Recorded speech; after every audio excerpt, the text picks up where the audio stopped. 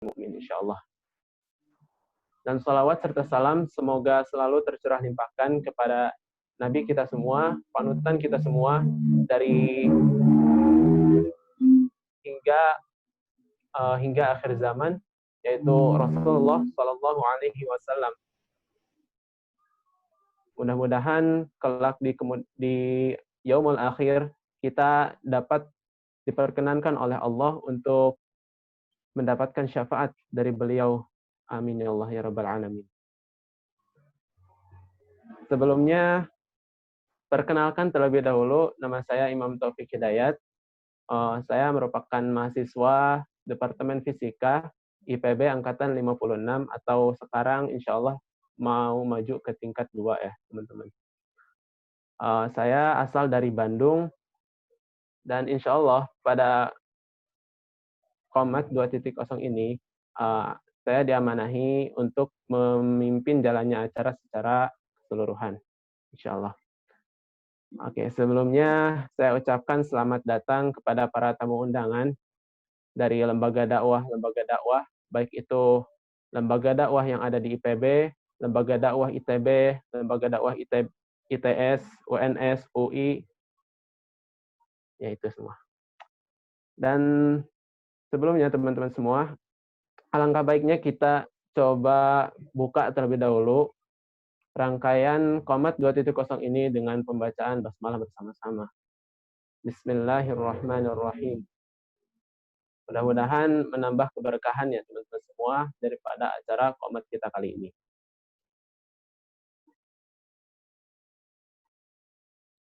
Jadi teman-teman semua, untuk Qomat 2.0 ini kami akan mengangkat tema virus sekularisme mewabah di kalangan kaum intelektual.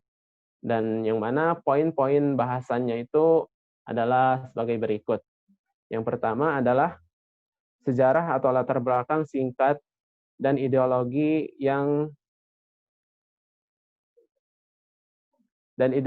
kapitalis. Yang kedua adalah bahaya daripada sekularisme itu sendiri. Yang ketiga, bagaimana bersikapnya mahasiswa sebagai salah satu bagian daripada kaum intelektual. Insya Allah bahasanya luar biasa banget gitu ya teman-teman.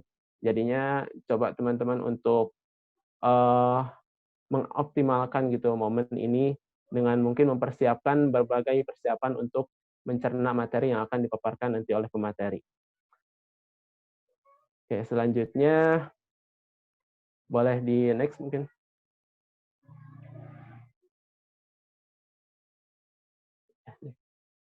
Nah, teman-teman semua, kami dari BKIM IPB insya Allah bekerja sama dengan KNRP, AHCare, dan sharinghappiness.org mengajak teman-teman semua untuk membantu saudara kita yang sedang dilanda kesulitan, terkhusus yaitu saudara kita yang ada di Palestina.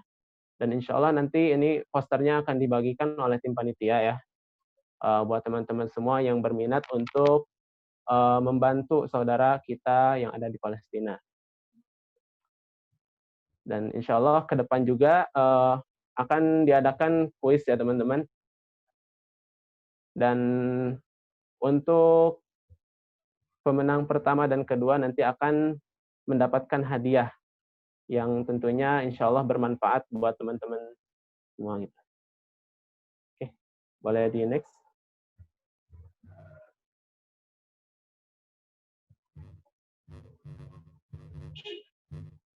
Nah, insya Allah untuk membuka rangkaian demi rangkaian selanjutnya, alangkah baiknya kita pendengarkan terlebih dahulu pembacaan tilawah yang akan dipimpin oleh Bang Faqih atau Muhammad Faqih Mukhlisin. Yang insya Allah akan dibacakan surah Al-Kahfi ayat 13 sampai 17. Kepada Bang Faqih, tafadhal Bang.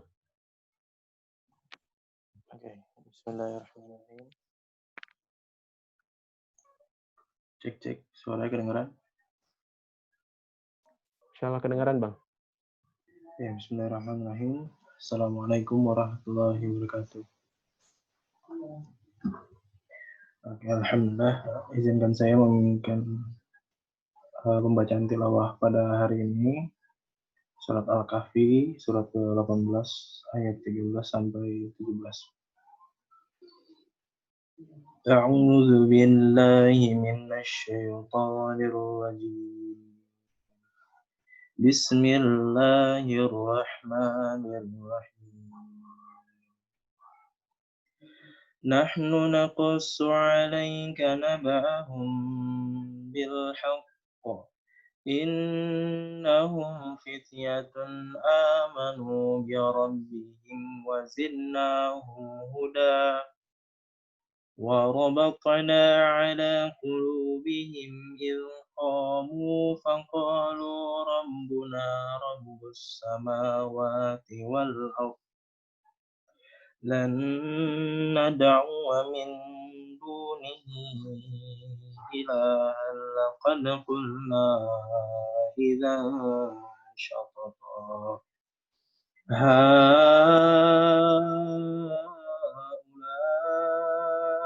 قوم اتخذوا من دونه آلهة لولا يأتون عليهم بسلطان بين فمن أظلم ممن افترى على الله كذبا وإذ اعتزلتموهم وما يعبدون إلا الله فأووا إلى الكهف ينشر لكم ربكم من رحمته ويهيئ لكم من أمركم مرفقا وترى الشمس إذا طلعت تزاور عن كهفهم ذات اليمين وإذا غربت تقرضهم ذات الشمال وهم في فجوة منه ذلك من آيات الله من يهد الله فهو المهتد ومن يضلل فلن تجد له وليا مرشدا صدق الله العظيم. Izinkan juga membacakan artinya. Aku berlindung kepada Allah dari godaan syaitan yang terkutuk dengan menyebut nama Allah yang Maha Pengasih lagi Maha Penyayang. Kami ceritakan kepadamu Muhammad kisah mereka dengan sebenarnya. Sesungguhnya mereka adalah pemuda-pemuda yang beriman kepada Rabb mereka dan kami tambahkan petunjuk kepada mereka. Dan kami teguhkan hati mereka ketika mereka berdiri, lalu mereka berkata, Rabb kami adalah Rabb langit dan bumi. Kami tidak menyuruh sesembahan selain Dia. Sungguh, kalau kami berbuat demikian, tentu kami telah mengucap perkataan yang sangat jauh dari kebenaran. Mereka itu kaum kami yang telah menjadikan sesembahan-sesembahan selain Dia. Mengapa mereka tidak mengungkapkan alasan yang jelas tentang kepercayaan mereka?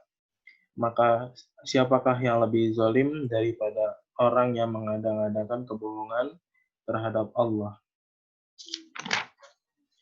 Dan apabila kamu meninggalkan mereka dan apa yang mereka sembah selain Allah, maka carilah tempat berlindung ke dalam gua itu. Niscaya Rabb-mu akan melimpahkan sebagian rahmat-Nya kepadamu dan menyediakan sesuatu yang berguna bagimu dalam urusanmu. Dan engkau akan melihat matahari ketika terbit condong dari gua mereka ke sebelah kanan, dan apabila matahari itu terbenam, menjauhi mereka ke sebelah kiri. Sedang mereka berada dalam tempat yang luas di dalam gua itu. Itulah sebagian dari tanda-tanda kebesaran Allah. Barang siapa diberi petunjuk oleh Allah, maka dialah yang mendapat petunjuk. Dan barang siapa disesatkannya, maka engkau tidak akan mendapatkan seseorang pun penolong yang dapat memberi petunjuk kepadanya. Maha benar Allah. Wassalamualaikum warahmatullahi wabarakatuh. Waalaikumsalam warahmatullahi wabarakatuh. Syukron jazakallah khair kepada Bang Fakih yang sudah memimpin pembacaan tilawah kita pada acara Qomat 2.0 ini. Mudah-mudahan dengan dibacakannya tilawah menambah kebermanfaatan, keberkahan daripada Qomat 2.0 ini. Amin. Amin. Ya Allah ya Rabbal Alamin. Allahumma arhamna bil Quran. Mudah-mudahan Allah memberi rahmat kepada kita semua. Masya Allah ya teman-teman semua. Tadi dibacakan Quran Surah Al-Kahfi ayat 13 sampai 17.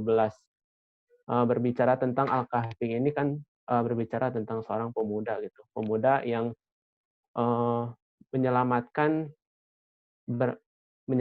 diri untuk menyelamatkan keimanan mereka gitu. Ini berhubungan juga ya dengan apa video yang tadi kami tampilkan gitu. Sebagaimana yang Ustadz Budi Ashari tadi sampaikan bahwasanya orang-orang yang memperjuangkan kebatilan aja mereka berlelah-lelah gitu.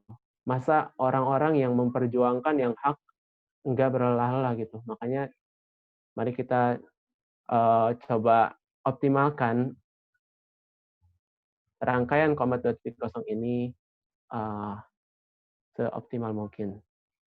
Oke, bismillah. Selanjutnya kita akan masuk ke sesi inti, dan untuk sesi inti ini insya Allah bakal dipandu oleh seorang moderator yang pengalamannya luar biasa gitu ya teman-teman semua. Sebelumnya izinkan saya untuk memperkenalkan terlebih dahulu moderator kita kali ini. Jadi nama lengkap beliau adalah Muhammad Zaki Ma'arif Firman. Bang Zaki ini merupakan mahasiswa Departemen Ilmu dan Teknologi Pangan IPB Angkatan 55 atau kalau sekarang tingkat 3 ya insya Allah.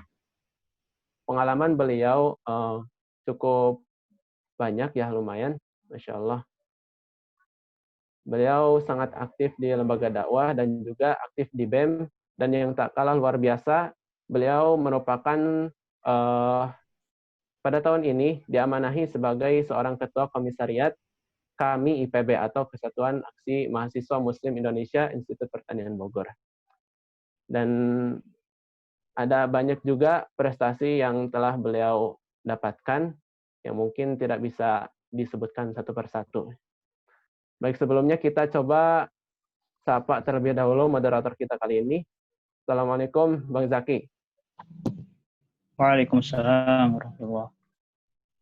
Gimana Terdengar, Bang kabarnya? Sehat Bang? Alhamdulillah. Sehat. Oke, Alhamdulillah. Insya Allah udah siap ya Bang? Insya Allah. Oke, insya Allah untuk rangkaian sesi intinya, yaitu akan ada pemaparan materi dan lain sebagainya, itu akan dipimpin oleh Bang Zaki. Pada Bang Zaki, tafadhol, saya persilakan. Oke, Taib. Izinkan saya untuk membuka kembali ya teman-teman semua. Bismillahirrahmanirrahim. Assalamualaikum warahmatullahi wabarakatuh. Alhamdulillahilladzi arsala rasulahu bil huda wa dinil haq liyudhhirahu 'ala dini kullih wa kafa billahi syahida. Asyhadu an la ilaha illallah wa asyhadu anna Muhammadan abduhu wa rasuluh. Oke, perkenalkan kembali saya Muhammad Zaki Ma'arif. Senang sekali bisa membersamai teman-teman semua pada kegiatan pagi hari ini, yaitu kuliah online tentang umat yang pada pagi hari ini bertemakan virus sekularisme mewabah di kalangan intelektual. Sebelumnya mungkin saya ingin membacakan atau mengingatkan kembali terkait aturan pada diskusi kita hari ini. Yang pertama, peserta wajib dalam keadaan mute saat pemaparan materi oleh narasumber, dan apabila ada interupsi silahkan disampaikan via chat terlebih dahulu. Kemudian untuk sesi pertanyaan, peserta yang ingin bertanya dapat mengirimkan pertanyaannya dengan format #izin bertanya, nama, asal pertanyaan pada kolom chat yang tersedia. Kemudian menunggu dipersilahkan oleh moderator. Nah, peserta dapat menyampaikan pertanyaan secara langsung dengan mengaktifkan mikrofon dan kameranya atau tertulis via chat. Dan yang terakhir, peserta wajib mengisi presensi kehadiran yang akan diberikan saat kegiatan pada kolom chat di Zoom Meeting untuk mendapatkan e-sertifikat. Nah, kuliah online kita pada pagi hari ini insya Allah akan berlangsung dalam 2 sesi, Ya, ini sesi penyampaian materi, kemudian sesi diskusi, di mana diskusi itu tidak hanya berupa tanya jawab, tapi juga bisa berupa tanggapan, baik tanggapan untuk materi itu sendiri ataupun saling menanggapi antar peserta. Dan alhamdulillah kita di sini telah terhadir kedatangan Bapak Dr. Iin Solihin, SPSI. Assalamualaikum Ustaz. Selamat pagi. Waalaikumsalam warahmatullahi wabarakatuh. Selamat Oke, pagi. Alhamdulillah. Oke, baik Ustaz, mungkin saya perkenalkan terlebih dahulu ya. Jadi beliau ini salah satu dosen di Institut Pertanian Bogor di Fakultas Perikanan dan Ilmu Lautan. Selain aktif sebagai dosen di IPB, beliau juga pernah menjadi pembina di Badan Kerohanian Islam Mahasiswa IPB serta di komunitas mahasiswa cinta Quran atau Mataku. Jadi insya Allah beliau ini sangat kompeten baik dari segi intelektualitas maupun pemahaman terhadap agama itu sendiri. Seperti itu ya insya Allah. Dan insya Allah dari beliau pada hari ini kita akan belajar lebih dalam lagi mengulik terkait ideologi sekularisme, kemudian bagaimana hubungannya dengan ideologi lainnya mungkin, kemudian kaitannya dengan ajaran Islam itu sendiri, serta bahayanya dan apa yang mesti kita lakukan sebagai mahasiswa seperti itu. Baik, tanpa berpanjang lebar lagi, kami persilahkan kepada Ustadz Iin Solihin untuk menyampaikan materi. Kepada Ustadz, kami persilahkan. Baik. Bismillahirrahmanirrahim. Assalamualaikum warahmatullahi wabarakatuh. Waalaikumsalam warahmatullahi wabarakatuh. Innal hamdalillah nahmaduhu wa nasta'inuhu wa nastaghfiruh wa na'udzu billahi min shururi anfusina wa min sayyiati a'malina. Asyhadu an la ilaha illallah wa asyhadu anna Muhammadan abduhu wa rasuluhu la nabiyya ba'da. Rabbi shrah li sadri wa yassir li amri wahlul 'uqdatam min lisani yafqahu qawli. Qala Allah Ta'ala fi kitabil karim, a'udzu billahi minasyaitonir rajim. Bismillahirrahmanirrahim. Inna fi khalqis samawati wal ardh wa ikhtilafil laili wan nahari la ayatin li ulil albab. Alladzina yadhkuruna Allaha qiyaman wa qu'udan wa 'ala dzunubihim wa yatafakkaruna fi khalqis samawati wal ardh. Rabbana ma khalaqta hadza batila subhanaka faqina adzabannar. Shadaqallahul azim.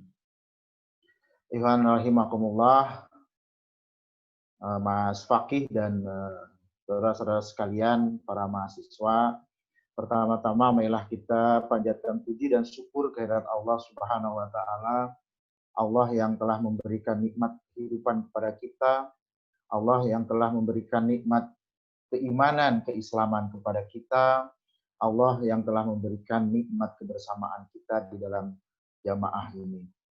Salawat serta salam mudah-mudahan tetap tercurah terlimpah kepada junjungan kita Nabi besar Muhammad sallallahu alaihi wasallam, kepada para keluarganya, para sahabatnya, dan kepada kita sekalian selaku umatnya.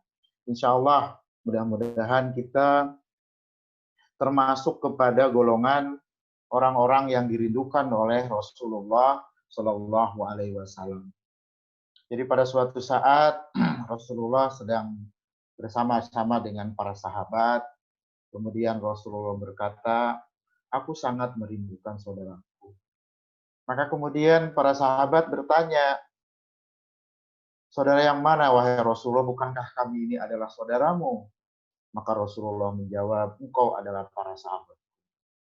Terus siapa yang dimaksud dengan saudara oleh Rasul itu? Rasul kemudian mengatakan bahwa saudaraku itu adalah nanti umat di akhir zaman, mereka tidak pernah bertemu denganku, mereka tidak pernah mendapatkan pembinaan, pendampingan, dan lain sebagainya dariku. Tapi mereka senantiasa tunduk dan taat pada ajaran-ajaran yang aku bawa. Itulah saudaraku, dan Rasulullah SAW merindukan saudara-saudara. Nah mudah-mudahan, Iwan Fillah rahimahullah, kita termasuk di dalam orang-orang seperti itu. Orang-orang yang dirindukan oleh Rasulullah Shallallahu Alaihi Wasallam. Teman-teman sekalian, para mahasiswa, sungguh satu kehormatan bagi saya bisa bertemu dengan teman-teman sekalian. Sini ada Mas Fakih, kemudian saya lihat Mulyadi, Alia Januari, dan lain sebagainya. Banyak sekali para mahasiswa, dan seperti yang disampaikan oleh host tadi, dari berbagai macam perguruan tinggi. Sungguh sangat senang dan berbahagia sekali saya bisa bertemu dengan ikhwan sekalian. Mudah-mudahan ini adalah pertemuan antara dua saudara, ya, dan kemudian pertemuan dan antara dua saudara ini insya Allah akan dibimbing nanti di akhirat kelak. Amin ya robbal alamin. Iman rahimakumullah, pada pagi hari ini sebenarnya saya harus menghadiri lokakarya KKN gitu ya, kelas rekan-rekan sekalian. Jadi karena saya sudah punya amanah dan saya kira pertemuan ini adalah pertemuan yang sangat penting. Kenapa pertemuan yang sangat penting? Karena saya akan bertemu dengan para pemuda, ya, para pemuda yang mempunyai giroh keislaman yang sangat tinggi, para pemuda yang senantiasa mampu untuk mengatasi gelombang zaman ini yang semakin hari semakin kemudian menjauh dari Islam. Kenapa seperti itu? Karena nanti kita akan bahas sekularisme itu kemudian merasuk kepada seluruh bagian dari umat ini, sehingga kemudian ada sebagian di antara kita yang kemudian terpengaruh oleh sekularisme itu dan kemudian menjauh dari Islam. Yang kedua adalah kebanggaan saya karena para pemuda inilah yang kemudian nanti akan menjadi tumpuan umat, ya, menjadi tumpuan umat untuk memperjuangkan agama ini. Kita ingat, ikhwan dan akhwat sekalian, berapa usia para sahabat ketika mereka masuk Islam dan kemudian memperjuangkan Islam. Berapa usia Muhammad Al-Fatih ketika beliau menaklukkan Konstantinopel. Itu 21 tahun usia beliau pada saat itu.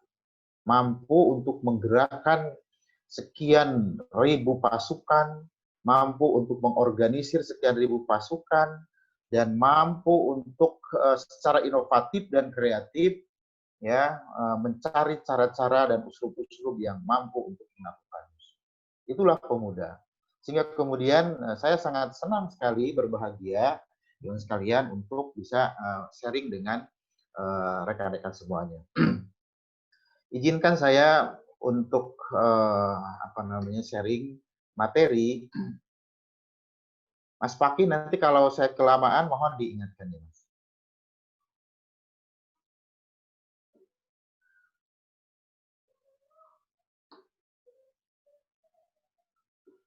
Baik, ikhwan sekalian, ini adalah materi yang sangat penting bagi kita pahami, ya. Kenapa seperti itu? Karena kemudian ini akan menggerogoti akidah umat Islam, akidah kita sendiri, ya. Maka kemudian saya ingin coba bahas seperti yang disampaikan oleh host tadi, sejarah timbulnya sekularisme itu seperti apa, ya. Kemudian apa itu sekularisme intelektual, dan kemudian nanti kita akan kembali kepada Islam. Ikhwan sekalian, kalau kita pernah belajar mengenai sejarah, ya, waktu SMP maupun SMA dulu ketika tahun 80-an saya belajar di SMP, SMA, maka kemudian ada belajar sejarah dunia. Salah satunya adalah sejarah Eropa.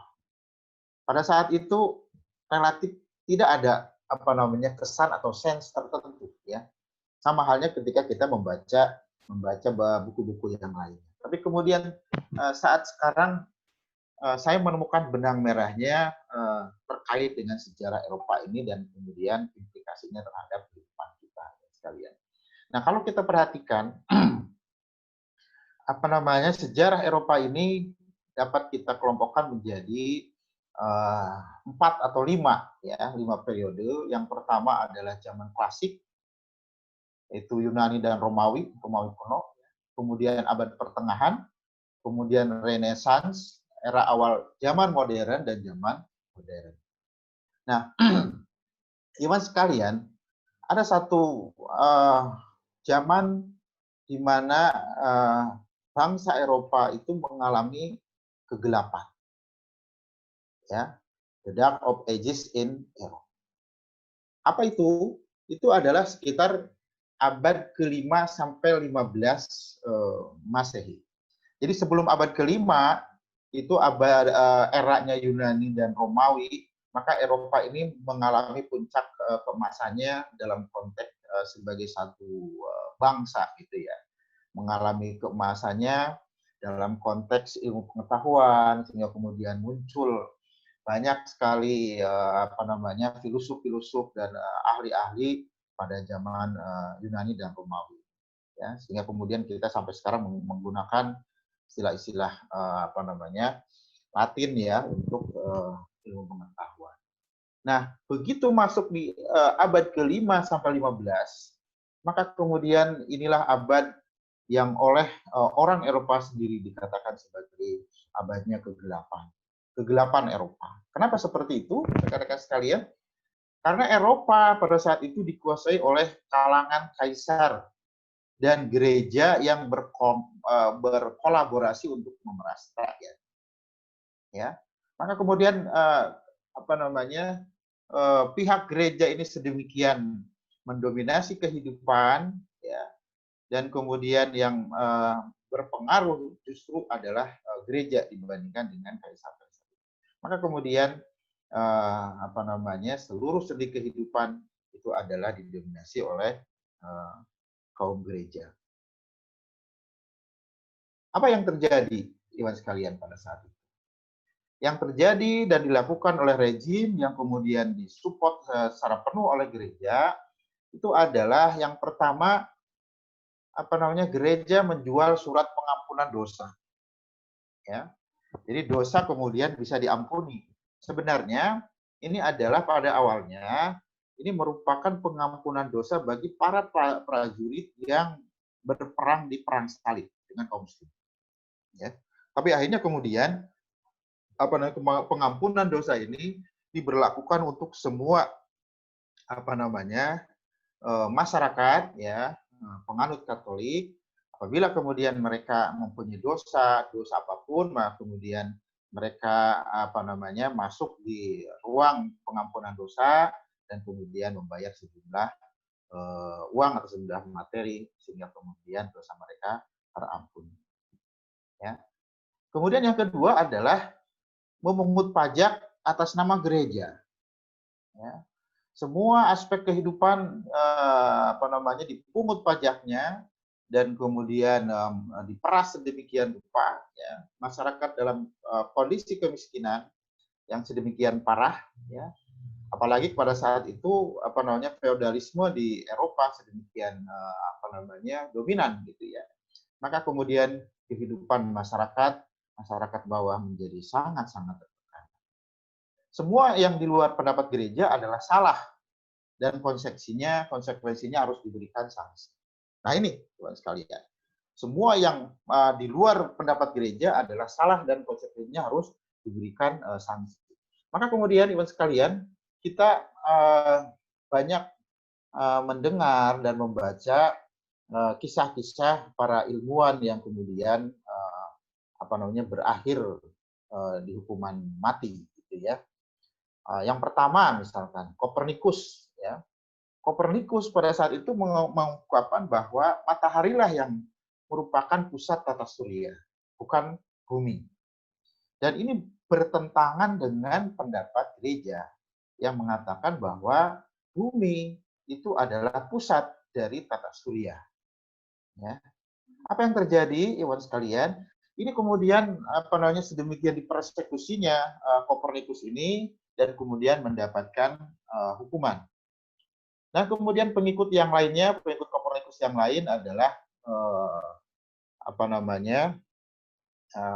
seorang astronom dan matematikawan asal Italia, ya, bahwa bumi itu adalah juga merupakan pusat. Ya.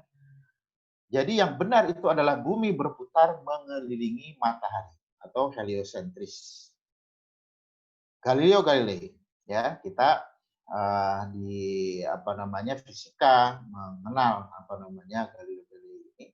Maka kemudian Galileo Galilei ini mendapatkan hukuman penjara seumur hidup pada tahun 1633. Satu lagi, teman sekalian, yang juga mendapatkan perlakuan yang sangat keji dari rejim pada saat itu adalah seorang filsuf, kosmolog, dan mantan biarawan Dominikan. Ya, beliau adalah Bruno. Ya.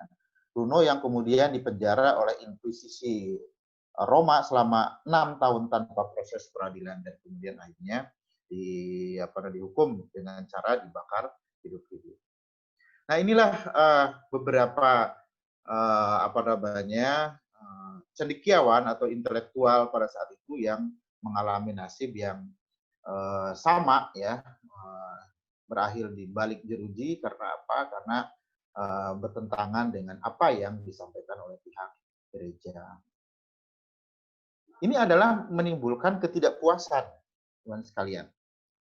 Ya, menimbulkan ketidakpuasan di kalangan masyarakat, ya, karena bagaimanapun juga intelektualitas itu adalah merupakan satu fitrah yang ada di dalam diri manusia. Jadi begitu kemudian ini dikekang, ya, apalagi kemudian terjadi pemerasan yang sedemikian masif dan lain sebagainya, maka kemudian terjadi gejolak sosial yang sangat hebat. Salah satu gejolak sosial yang mampu mempengaruhi Eropa dan bahkan dunia, ya, itu adalah terjadinya revolusi Prancis pada tahun 1787 dan 1799. Ya. Sampai kemudian, sekalian, Raja Louis ke-16 dan ratunya, ya, Maria itu adalah kemudian dihukum gunting, ya, sisor, gantung di tengah-tengah kota. Ya. Untuk apa ini? Ini adalah dalam rangka menutup, mengakhiri rejim yang ada di Prancis ini. Ini berpengaruh terhadap tatanan masyarakat Prancis, Eropa, bahkan dunia. Apa yang terjadi selanjutnya, teman sekalian? Penentangan kelompok-kelompok, ya, terhadap gereja itu kemudian semakin masif, ya, dan berkembang terus. Beberapa tokoh yang kemudian muncul, ya, itu adalah Martin Luther, John Calvin, dan lain sebagainya. Itu kemudian menjadi penentang gereja Katolik yang sangat-sangat dominan dan berpengaruh. Maka kemudian ada reformasi gereja. Ya. Ada dua pendapat dalam konteks reformasi gereja ini. Yang pertama adalah mengingkari agama secara mutlak. Itu Adam Smith dan Machiavelli yang salah satu tokoh yang kemudian menggerakkan ini. Ya. Kemudian yang kedua adalah pemisahan agama dari urusan negara dan masyarakat. Reformisnya adalah reformis Protestan, yaitu Martin Luther, John Calvin, dan lain sebagainya. Ya, Zwingli kalau dari Swiss, ya, kalau nggak salah. Nah, ini adalah merupakan penentang-penentang gereja Katolik. Maka kemudian kita mengenal saat ini ada Kristen Protestan. Ya, Kristen Protestan ini adalah merupakan bagian atau hasil dari gejolak yang terjadi di Eropa pada saat itu. Sehingga muncullah misalkan Kristen Lutheran, gitu ya, Calvin dan sebagainya. Muncul Kristen Protestan dengan berbagai macam sekte atau aliran. Nah, inilah yang kemudian rekan-rekan sekalian terjadinya kesepakatan antara kaum gereja dengan masyarakat secara keseluruhan memunculkan apa yang dimaksud dengan paham sekularisme ini. Jadi apa itu paham sekularisme? sebenarnya paham sekularisme itu adalah paham pemisahan agama dari kehidupan. Kenapa kemudian dipisahkan? Karena ternyata agama ini menjadi beban, ya, menjadi penghalang bagi kemajuan masyarakat pada saat itu. Ilmu pengetahuan dan teknologi sedemikian dikerangkengnya sehingga kemudian tidak bisa berkembang, dan bahkan yang bertentangan dengan gereja itu kemudian dipersekusi. Nah, inilah paham atau awal terjadinya sekularisme di dunia ini. Jadi sekularisme itu adalah berawal dari gejolak politik yang ada di Eropa pada saat itu. Apa kita bisa melihat ciri-ciri dari sekularisme ini? Yang pertama adalah bahwa landasan dari sekularisme ini adalah pemisahan agama dari kehidupan. Siapa yang berwenang untuk membuat hukum? Yang berwenang untuk membuat hukum itu adalah manusia berdasarkan aspek kemaslahatan. Jadi, rekan-rekan sekalian, orang-orang sekuler itu, mereka memahami bahwa Tuhan itu ada. Tapi tugas Tuhan itu hanya sebatas menciptakan manusia. Sedangkan bagaimana kemudian manusia menjalani kehidupan ini, itu adalah diberikan sepenuhnya kewenangan itu kepada manusia. Jadi, kalau analogikanya adalah seperti seorang pembuat jam, rekan-rekan sekalian. Dia membuat jam sedemikian rupa, setelah jam itu jadi dan running, maka kemudian si pembuat jam tidak ada lagi peran sama sekali. Ya, jam itu kemudian berputar dengan sendirinya. Nah, inilah yang paham sekularisme itu seperti ini. Bagaimana pandangan mereka terhadap masyarakat? Pandangan mereka terhadap masyarakat adalah bahwa masyarakat itu adalah kumpulan individu, ya, kumpulan individu-individu yang mempunyai keinginan hasrat masing-masing. Maka aspek individu ini menjadi di atas segalanya, ya, atau dalam bahasa ini adalah individualisme. Seseorang boleh melakukan apa saja, ya. Seseorang boleh melakukan apa saja yang mereka inginkan sepanjang kemudian mereka tidak mengganggu orang lain. Terus bagaimana kalau kemudian keinginan atau perilaku dari individu-individu ini mengganggu orang lain? Maka kemudian mereka bermusyawarah, bersepakat untuk menentukan tata aturan di antara mereka. Nah, ini ya. Jadi ini yang kemudian dimaksudkan dengan kewenangan membuat hukum itu ada pada manusia, ya, ada pada mereka. Itu apa? Untuk menjamin kebebasan individu supaya tidak bertentangan dengan kebebasan individu yang lain. Nah, ini yang pandangan terhadap masyarakat. Terus kemudian ikatan perbuatannya apa? Ya. Ikatan perbuatannya itu adalah serba bebas atau liberal dalam hal agama, pendapat, pemilikan, dan kebebasan individu. Ya, kebebasan individu. Dasar ekonomi apa? Dasar ekonomi adalah bahwa ekonomi itu berada di tangan pemilik kapital. Setiap orang bebas menempuh cara-cara apa saja untuk mendapatkan kapital ini. Maka kemudian ideologi sekulerisme ini kemudian banyak atau lebih dikenal dengan ideologi kapitalisme. Karena apa? Karena aspek ekonomi lebih dominan di sana. Nah, inilah merupakan karakteristik dari sekularisme. Tentu ini berbeda dengan Islam, teman sekalian. Ya kan? Coba kita telusuri. Satu, misalkan landasan. Bagaimana landasan Islam? Islam mengatakan bahwa la ilaha illallah Muhammadur Rasulullah. Tidak ada kemudian pemisahan agama dari kehidupan. Ya? Kemudian siapa yang memberikan kewenangan untuk membuat hukum? Allah Subhanahu wa Ta'ala. Allah yang menciptakan manusia, sekaligus juga Allah memberikan tuntunan bagaimana manusia itu harus bersikap di dunia ini.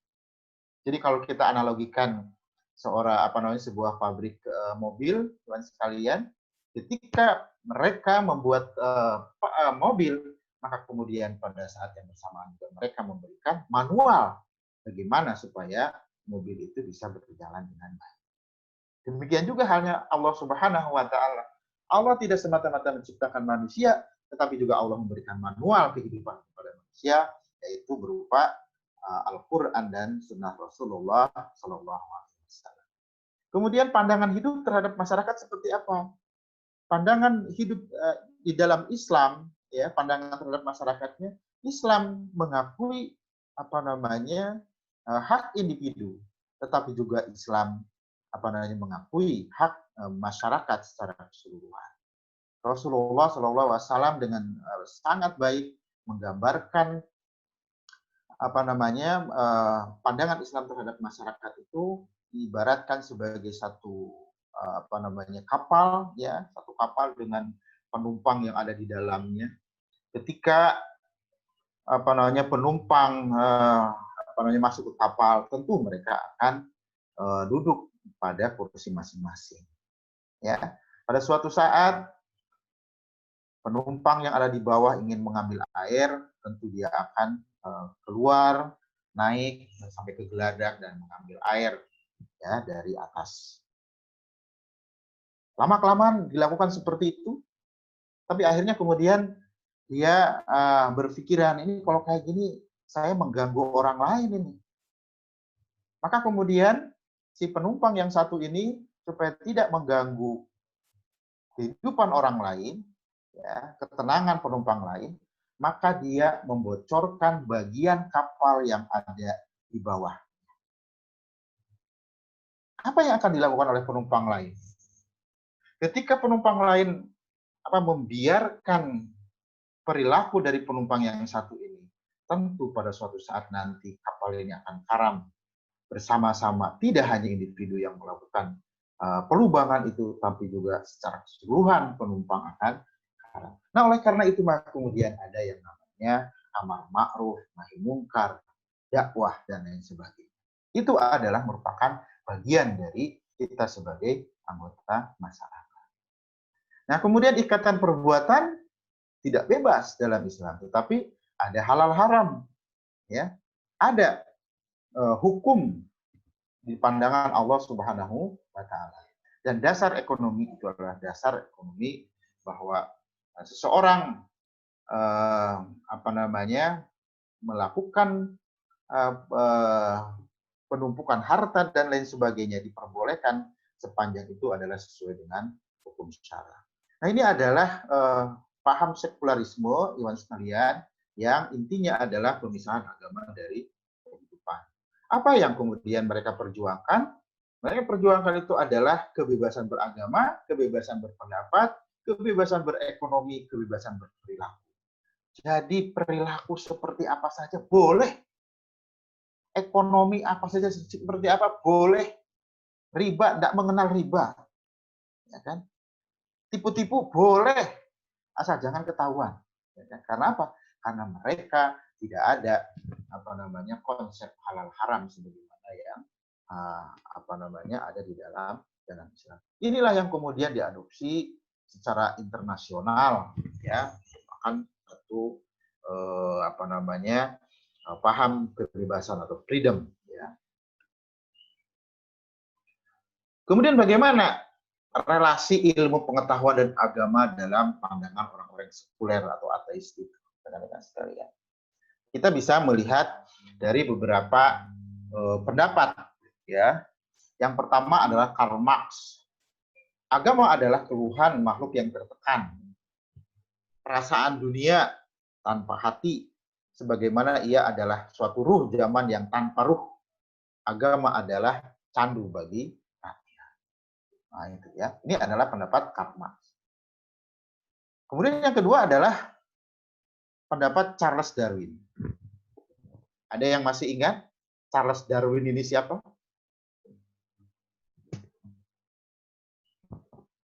Charles Darwin adalah seorang ilmuwan, ya.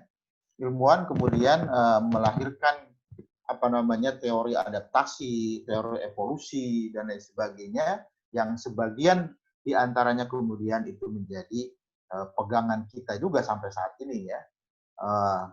Teman-teman di biologi misalkan, mereka banyak juga mengadopsi pendapat dari Charles Darwin. Darwin mengatakan apa? Darwin mengatakan bahwa Tuhan tidak berperan dalam penciptaan. Asal mula spesies atau the origin of species bukanlah berasal dari Tuhan, tetapi dari adaptasi terhadap lingkungannya. Ya, maka kemudian muncullah teori adaptasi dari Darwin ini. Siapa yang yang mampu beradaptasi dengan lingkungannya, maka kemudian dia akan tetap eksis. Ya. Menurutnya lagi Tuhan tidak menciptakan makhluk hidup. Semua spesies yang berbeda sebenarnya berasal dari satu nenek moyang yang sama. Spesies menjadi berbeda antara satu dengan yang lain disebabkan oleh kondisi-kondisi alam atau natural condition. Maka dari pendapat ini nanti akan muncul teori evolusi, termasuk mengatakan bahwa manusia itu adalah merupakan evolusi dari kera dan lain sebagainya. Nah, mungkin apakah ada dari teman-teman sekalian yang rela untuk dipersamakan dengan kera, teman-teman? Mudah-mudahan kita tidak rela semuanya, ya. Oke, ini ada dua pendapat. Kemudian pendapat yang lain, ya. Sigmund Freud berkesimpulan bahwa pemeluk agama itu berkelakuan mirip dengan tingkah laku pasien neurosis.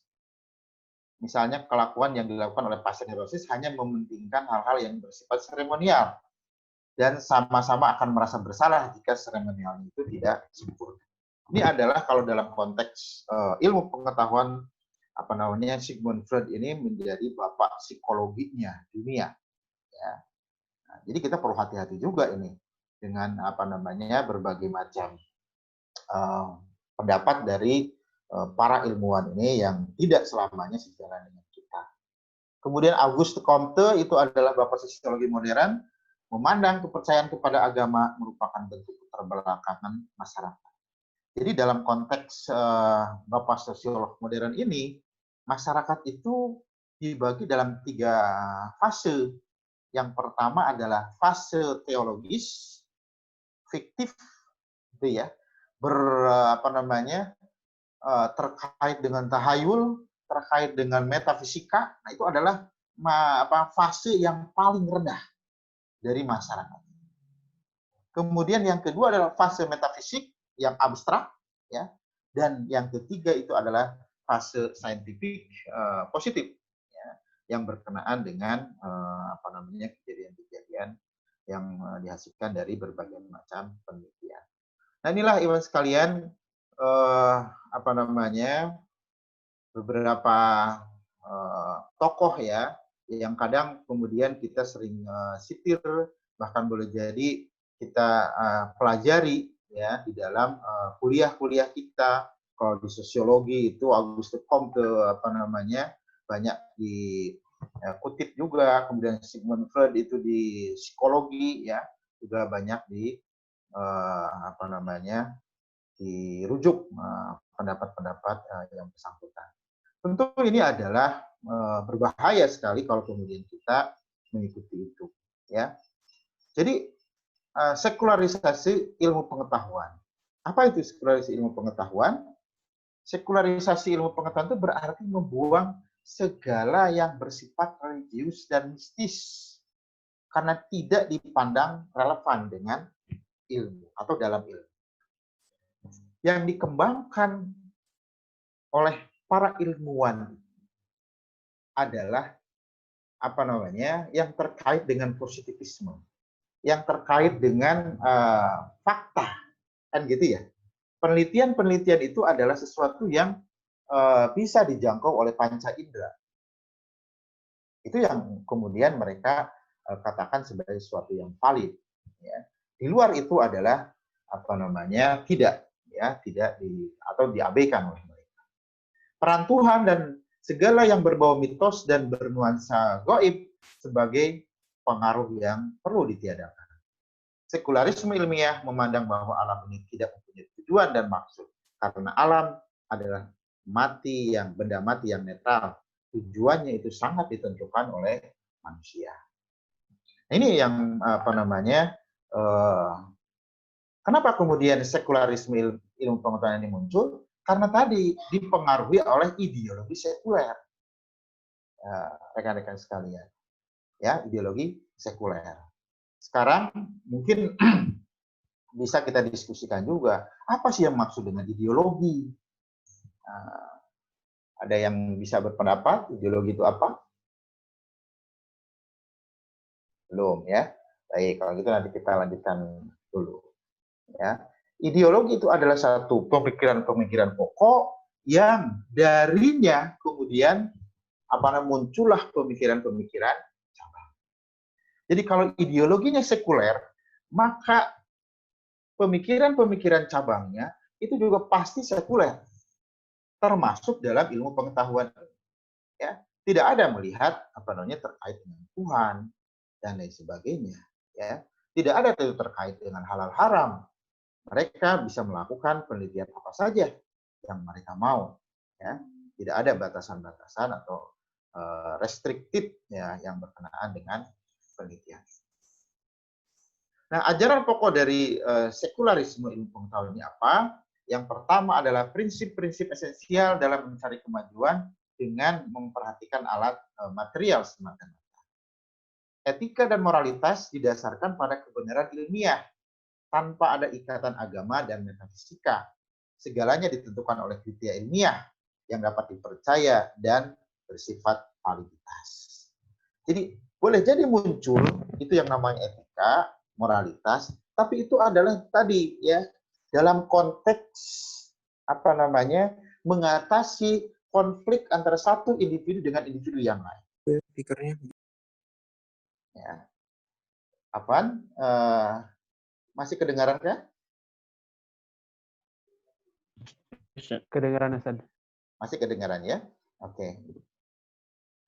Nah, ini yang kedua. Jadi etika dan moralitas itu hanya sebatas humanisme. Ya. Adalah hubungannya antara satu orang dengan orang yang lain. Ya. Berbuat jujur itu etik, ya, dan harus dilakukan. Kenapa itu kita harus berbuat jujur? Karena berbuat jujur itu mendatangkan keuntungan kalau dalam perdagangan. Tapi begitu kemudian ketika jujur itu tidak mendatangkan keuntungan, maka mereka tidak akan melakukan kejujuran itu. Nah, jadi ini perbedaannya etika dan moralitas dalam Islam dengan etika dan moralitas dalam sekuler. Itu adalah seperti itu. Kemudian yang ketiga adalah masih mengakui agama pada batas tertentu, ya, dengan ketentuan agama tidak boleh mengatur urusan dunia, melainkan hanya mengatur tentang akhirat belaka. Nah, itu ya. Jadi kalau kita berbicara terkait dengan virus corona misalkan, itu bukan di masjid itu, ya. Itu ada di forum-forum ilmiah. Di masjid tidak perlu itu berbicara terkait dengan itu, ya. Di masjid tidak perlu berbicara tentang politik misalnya, tentang pemerintahan dan lain sebagainya. Karena politik dan pemerintahan itu bukan ranahnya agama, itu ranahnya manusia dan muamalah atau interaksi manusia dengan manusia yang lain. Kemudian bahayanya seperti apa, sekalian, bahaya sekularisme ilmu pengetahuan ini? Yang pertama adalah menjadikan ilmu-ilmu terpisah daripada nilai-nilai hidup dan peradaban. Ya. Jadi ilmu itu hanya sebatas untuk kebutuhan manusia saat ini saja. Padahal yang jauh lebih dari itu adalah bagaimana ilmu itu akan mampu untuk membangun peradaban yang baik. Sekularisme tidak memberikan batasan yang jelas dalam kehidupan perseorangan dan masyarakat. Batasannya seperti apa? Ya kan? Batasan seperti apa?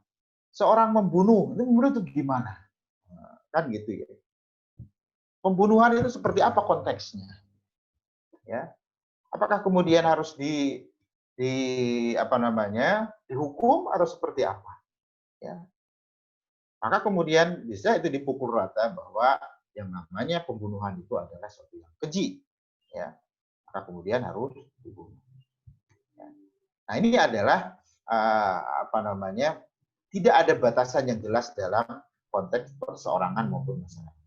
Sekularisme menurunkan sumber nilai hidup manusia dari taraf ketuhanan menjadi taraf kemasyarakatan semata. Tadi itu yang tadinya itu ada hubungan yang sangat signifikan, ada hubungan kita dengan Tuhan, hubungan kita dengan Allah Subhanahu wa taala. Kemudian direduksi menjadi tata nilai hidup itu adalah merupakan bagian dari humanisme semata. Ya. Sekularisme menganggap bahwa konsep ketuhanan adalah relatif, yakni berganti-ganti menurut ciptaan manusia belaka yang bersumber dari keadaan masyarakat, bukan wahyu. Bagi mereka, agama dan paham tentang wujudnya Tuhan adalah relatif, tergantung manusia itu sendiri dalam berpandangan. Nah, ibu sekalian, inilah bahaya dari sekularisme itu. Sehingga kalau kemudian kita masuk di dalam jebakan sekularisme ini, kita bisa masuk ke dalam kemurtadan atau bahkan kekafiran, ya, kemusyrikan dari Allah Subhanahu wa taala. Terus bagaimana pandangan Islam terkait dengan kehidupan ini? Islam memandang sangat jelas bahwa Allah Subhanahu wa taala itu adalah merupakan sentral dari kehidupan kita. Inna lillahi wa inna ilaihi raji'un. Itu adalah konsepnya bahwa segala sesuatu itu adalah datang dari Allah dan akan kembali kepada Allah Subhanahu wa taala. Maka kemudian konsep pandangan kita, ya, Allah menciptakan dunia ini, ya. Allah menciptakan manusia sebelum ke dunia ini. Kemudian ini adalah konsep penciptaan. Ya, hubungan sebelum dunia dan di dunia itu adalah konsep penciptaan. Allah menciptakan manusia. Allah menciptakan makhluk. Hanya perbedaannya, makhluk-makhluk yang lain tidak dihisab oleh Allah Subhanahu wa taala, tapi kemudian manusia dihisab oleh Allah Subhanahu wa taala. Kenapa seperti itu? Karena setelah dunia itu ada kehidupan dunia yang lain.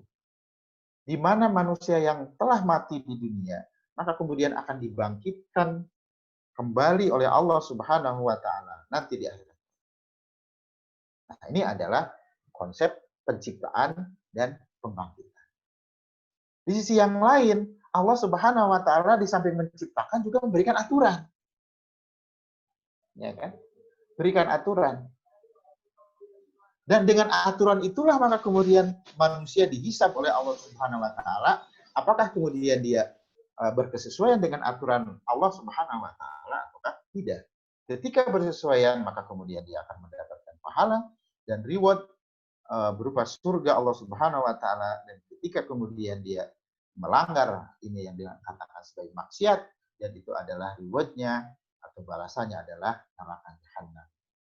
Jadi tidak mungkin kemudian Allah menghisab, ya, menghisab seseorang tanpa kemudian Allah memberikan aturannya. Sama halnya dengan dosen.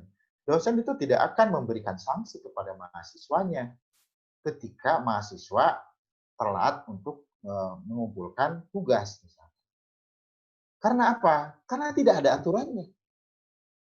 Kapan dikumpulkan, melalui apa, kepada siapa, terakhir kapan, berupa apa, dan lain sebagainya, itu tidak ditentukan. Jadi kalau kemudian mahasiswa itu kemudian juga tidak menyelesaikan tugasnya, ya tidak ada penghisaban dari dosen yang bersangkutan. Adanya penilaian dari dosen itu adalah ketika dosen yang bersangkutan memberikan aturan-aturan main ketika menyelesaikan tugas dari yang bersangkutan. Tidak ada itu, maka kemudian tidak ada yang namanya Islam. Nah, inilah keadilannya Islam, ya sekalian, dalam konteks memandang kehidupan itu. Jadi, ada harapan. Ketika kemudian di dunia kita sengsara gitu kan. Masih ada harapan bahwa nanti di akhirat kelak kita akan bahagia. Asal apa? Asal sesuai dengan apa yang diturunkan oleh Allah Subhanahu wa taala. Oleh karena itu maka kemudian orang-orang Islam, orang-orang mukmin akan senantiasa optimis ya dalam menghadapi kehidupan ini. Karena apa? Karena setiap perbuatan yang dia lakukan pasti Allah akan memberikan balasan.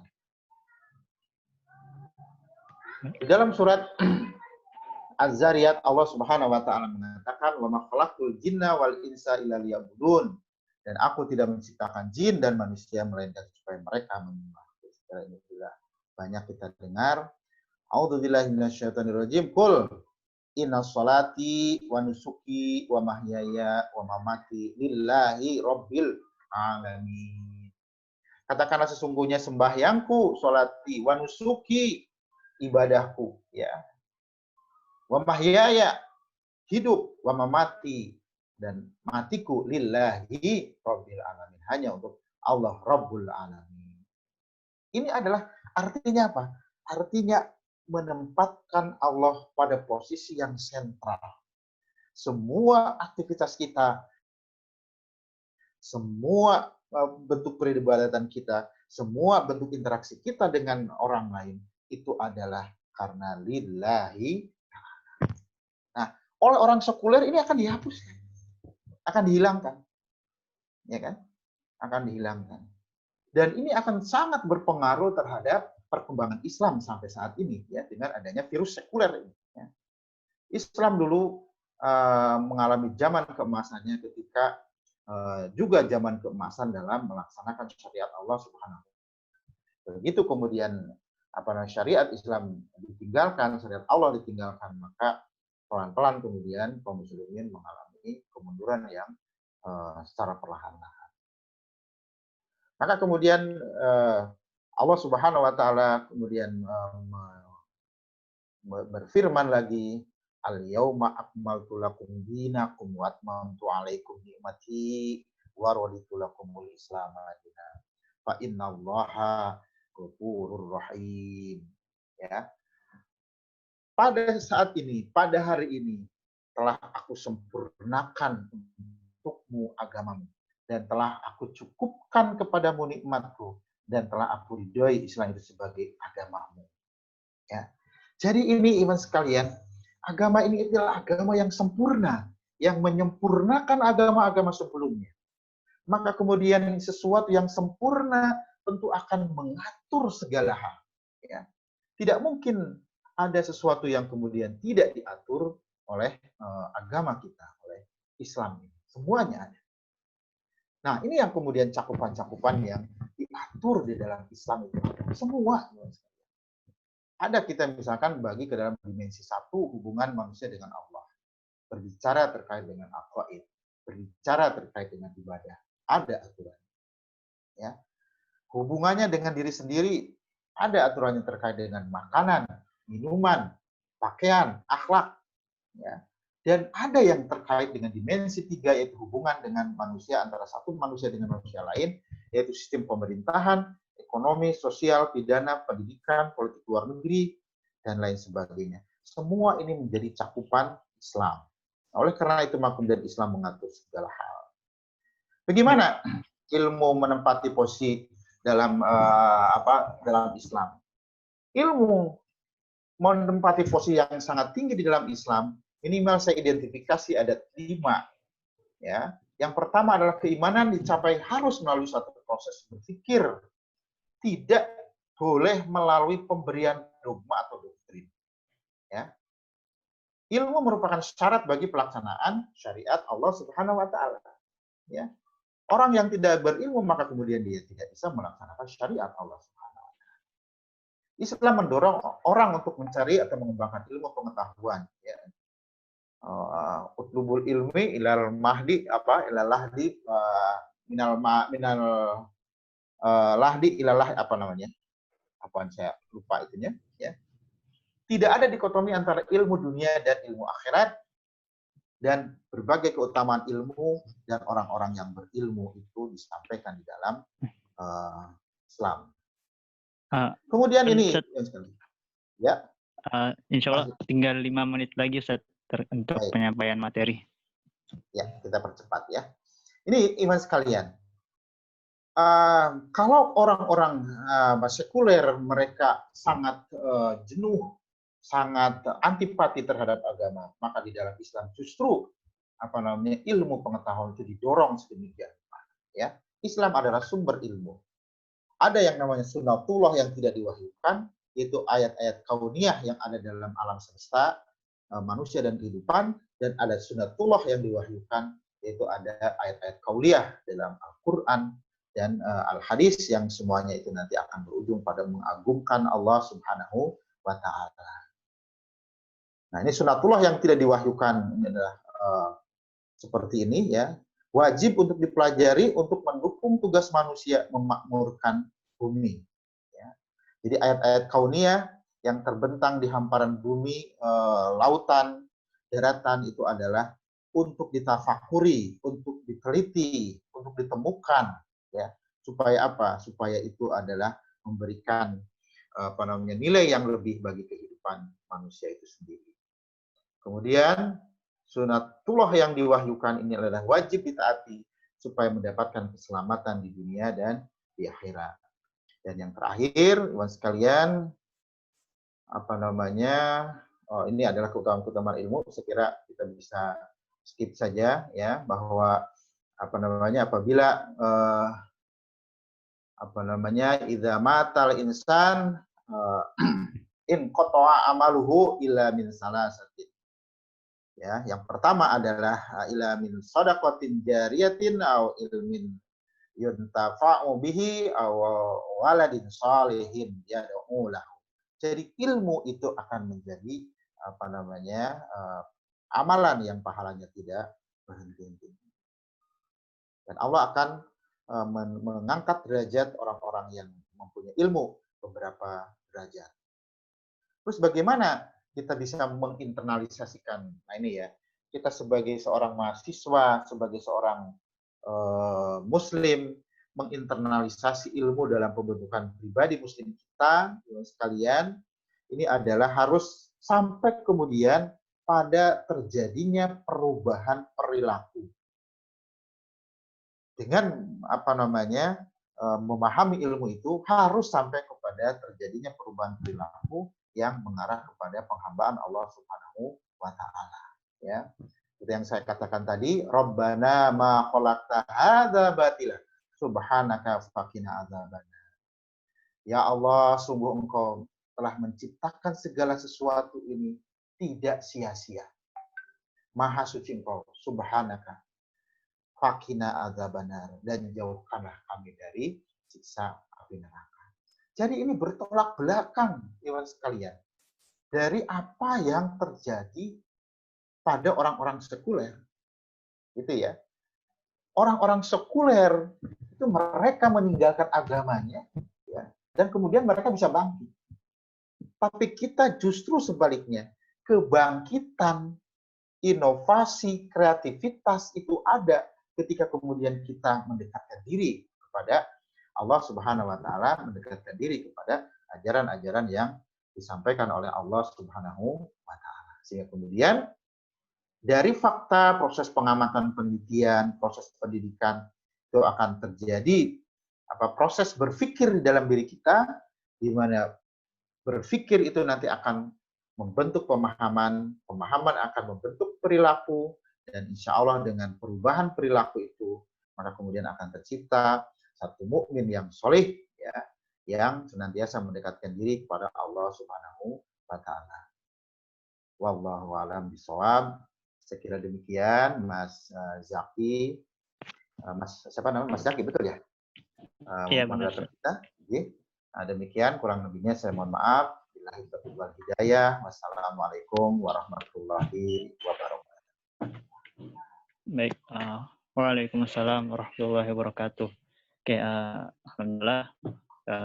Insya Allah banyak sekali ilmu yang kita dapatkan pada hari ini melalui penyampaian materi tadi, dan selanjutnya kita akan beranjak pada sesi diskusi teman-teman semua. Jadi buat teman-teman yang ingin bertanya bisa disampaikan via chat di aplikasi Zoom ini.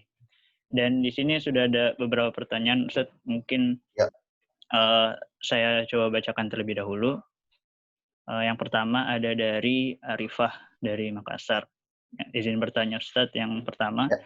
bagaimana kemudian masyarakat yang memegang paham sekularisme ini menyikapi kebijakan pemerintah?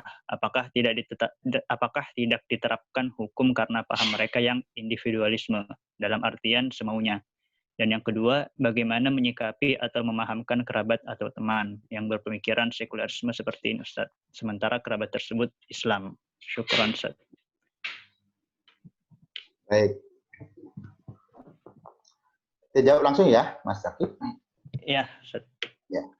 Jadi inilah yang terjadi saat ini, teman sekalian, karena kelompok-kelompok sekuler ini sedemikian mendominasi, sedemikian masifnya, ya. Jadi karena sekuler ini termasuk dalam ideologi, ya. Salah satu karakteristik ideologi itu adalah mereka tidak hanya mengamalkan untuk mereka sendiri, tapi mereka berusaha untuk menyebarkannya kepada orang lain sampai kemudian orang lain itu terpengaruh. Ya. Bahkan kalau kemudian mereka perlu mendanai juga. Nah, inilah yang karakteristik ideologi adalah seperti itu. Jadi tidak hanya berhenti pada diri sendiri, tapi kemudian mereka juga akan menyebarkannya kepada orang lain. Sebenarnya sama dengan kita, ya. Ideologi Islam juga sama. Kita tidak hanya untuk diri kita sendiri, tapi bagaimana juga kemudian orang lain juga merasakan kenikmatan sebagai seorang. Nah, terkait dengan pertanyaan bagaimana masyarakat yang paham sekuler ini menyikapi kebijakan mereka. Maksudnya artinya apa? Maksudnya kita sebagai seorang Muslim menyikapi kebijakan pemerintah yang sekuler. Barangkali gitu ya, ininya ya. Nah, inilah yang menjadi tugas kita, Ibu sekalian. Ya, tugas kita itu adalah melakukan amar ma'ruf nahi munkar. Ya. Rasulullah SAW bersabda, "Man ra'a minkum munkara falyughayyirhu biyadihi fa illam yastati fa bilisani fa illam yastati fa biqalbihi wa huwa adaful iman." Pertanyaannya, apa yang dimaksud dengan kemungkaran? Nah, ini kan perlu definisikan dulu ini kan. Ada definisi di dalam Islam itu. Jadi kemungkaran itu ada apa? Kemungkaran itu adalah segala hal ya yang bertentangan dengan apa yang diturunkan oleh Allah Subhanahu wa taala dan Rasulnya. Itu yang kemungkaran. Ya. Jadi kalau sesuai ya bukan kemungkaran. Jadi contoh misalkan mencuri itu kemungkaran apa bukan? Kemungkaran. Kenapa kemungkaran? Karena bertentangan dengan apa yang diturunkan oleh Allah Subhanahu wa taala, ya. Nah, berzina itu kemungkaran apa bukan? Kemungkaran karena apa? Karena bertentangan dengan Allah Subhanahu wa taala dan Rasulnya. Jual beli misalkan.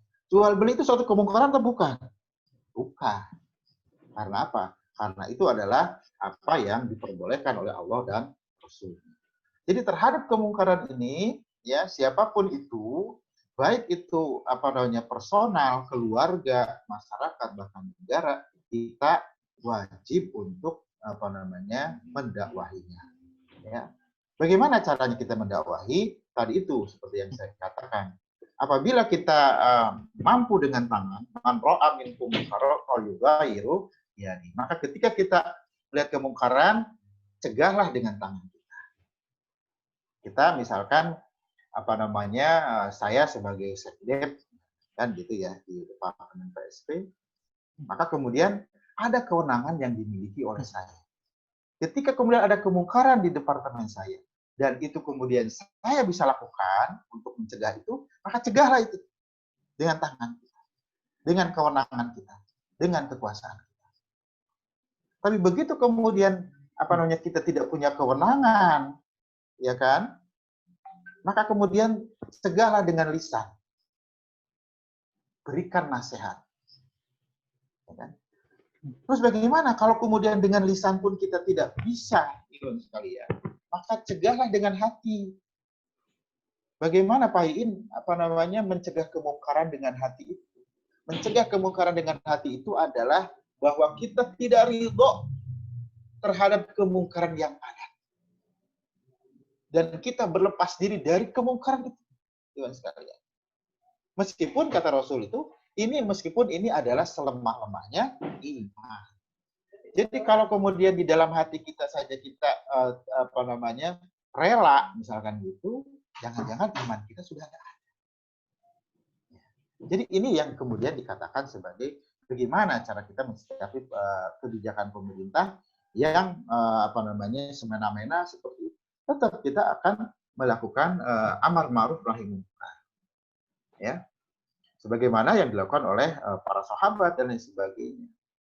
Bahwa Rasul katakan penghulu para syuhada itu adalah Hamzah bin Abdul Muthalib.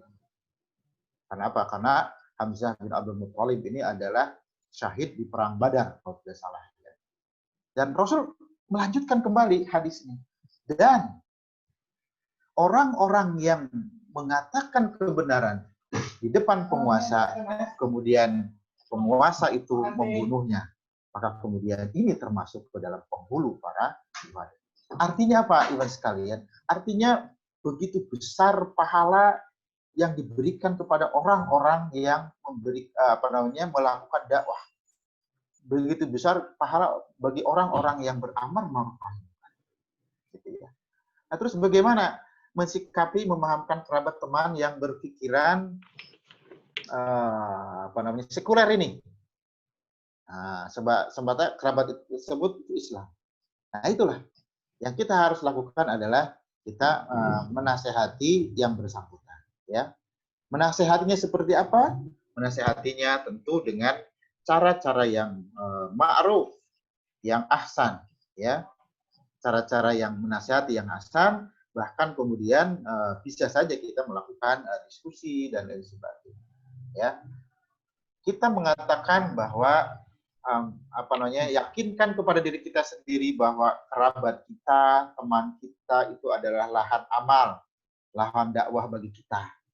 Ya, ketika kita menjumpai saudara-saudara kita seperti itu, teman seperti itu, insya Allah kita akan coba dekati yang bersangkutan, ya, kita ajak ngobrol dan lain sebagainya, sehingga kemudian pemahaman-pemahaman sekuler dari mereka itu akan hilang dan kemudian digantikan dengan pemahaman Islam.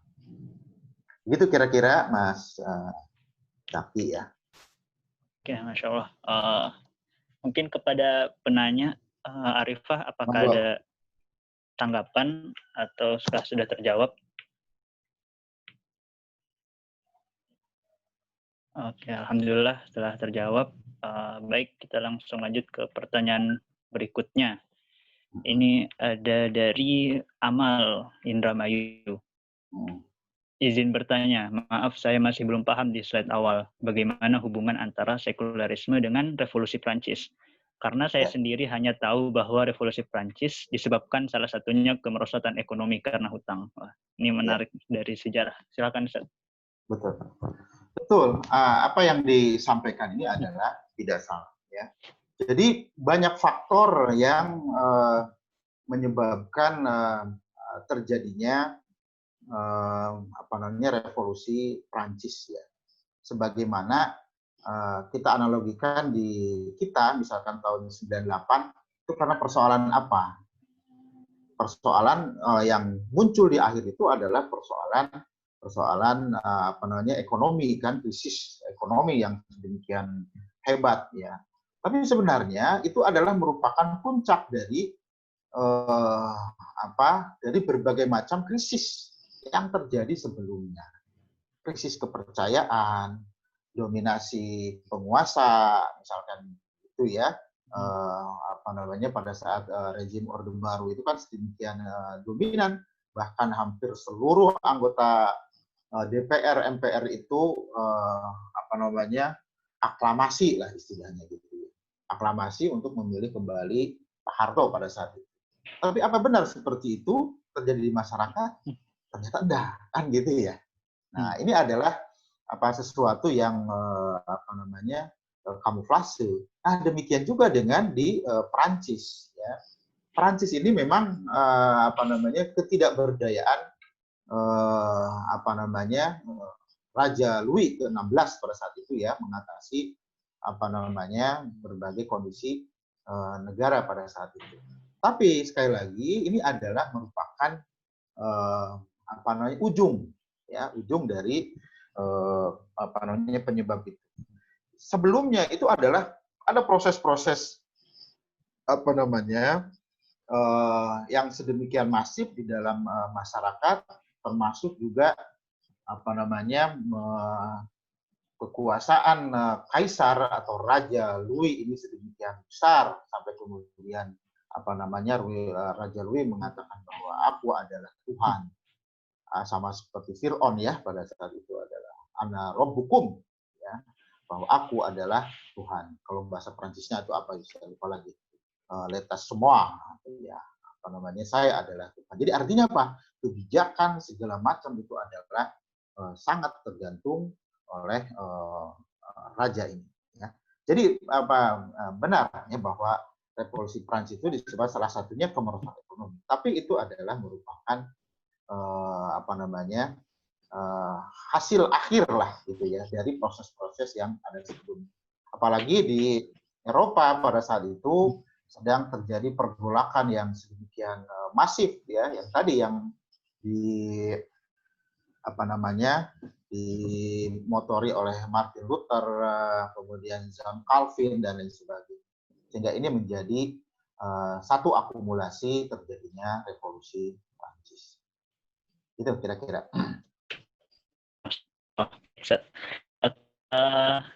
Bagaimana kepada saudara penanya? Apakah sudah terjawab? Atau ada tanggapan? Monggo kalau ada tanggapan nggak apa-apa. Kita saling sharing ya untuk mencerahkan kita nih. Mudah-mudahan ada tanggapan juga dari peserta. Ya, benar. Ya. Oke, sepertinya cukup, Ustaz. Ya, saya lanjut karena cukup banyak juga. Oke, lanjut ke pertanyaan ketiga dari saudari Ainul di Padang. Izin bertanya, Ustaz. Undang-Undang Amandemen Kewarganegaraan atau CAB dan CAA di India dinilai mendiskriminasi Muslim dan mencederai sekularisme India.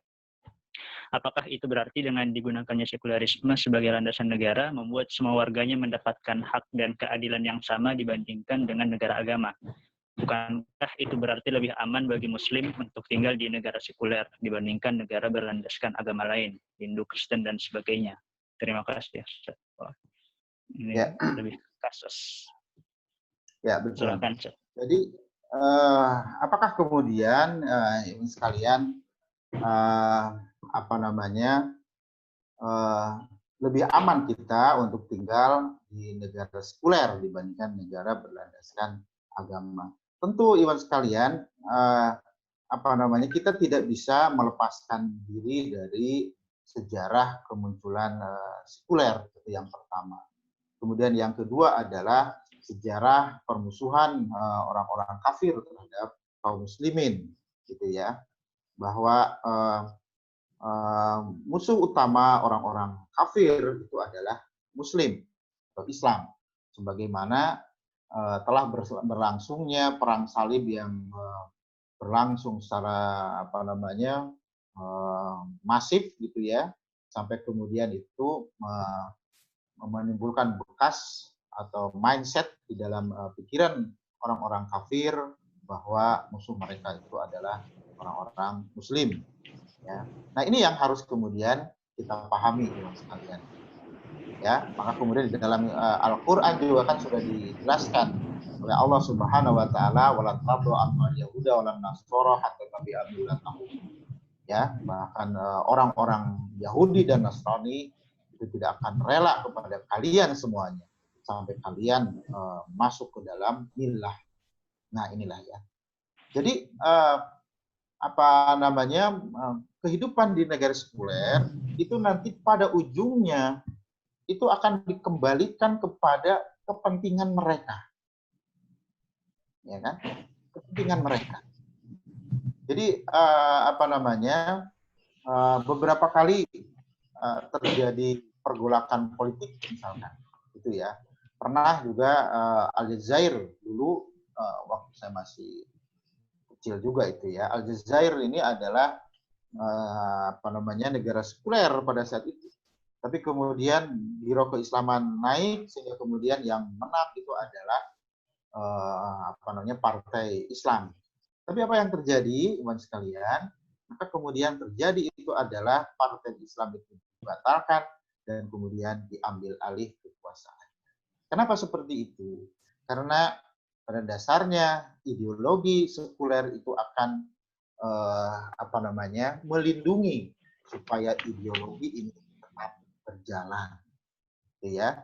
Ideologi ini tetap berjalan.